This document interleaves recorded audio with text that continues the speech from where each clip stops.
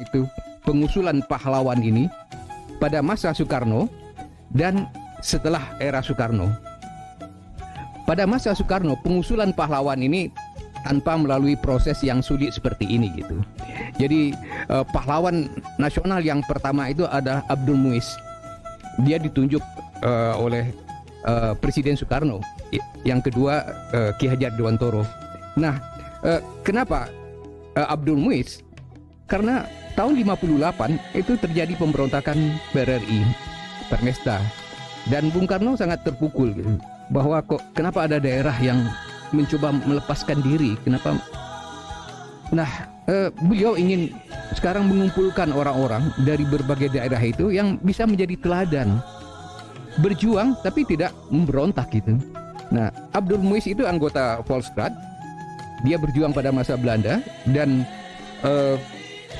mengorganisasi kaum buruh, dan kemudian ketika dibuang ke Garut oleh Belanda, dia gunakan kesempatan ini untuk menulis buku yang kemudian menjadi sangat terkenal, diterbitkan oleh Balai Pustaka, yaitu buku Salah Hasuhan. Jadi Kartini Cut Nyak Dien itu diangkat pada tahun 64, mewakili sipil, militer, bangsawan dan orang biasa. Semuanya itu dari PKI itu alimin. Jadi semuanya tahun 64 itu 14 orang. Itu yang terbesar. Nah, pada masa pemerintahan Orde Baru mulai ditata proses pengusulan dan pengangkatan pahlawan nasional. Jadi sudah mulai diusulkan dari bawah, dari daerah tingkat 2, kabupaten kota, ke provinsi, dan kemudian ke pusat, ke Kementerian Sosial. Prosesnya seperti itu. Jadi alasan keadaan dan tekanan. Keadaan itu misalnya provinsi yang tidak mempunyai pahlawan nasional itu ketika mengajukan itu akan diterima. Seperti itu biasanya.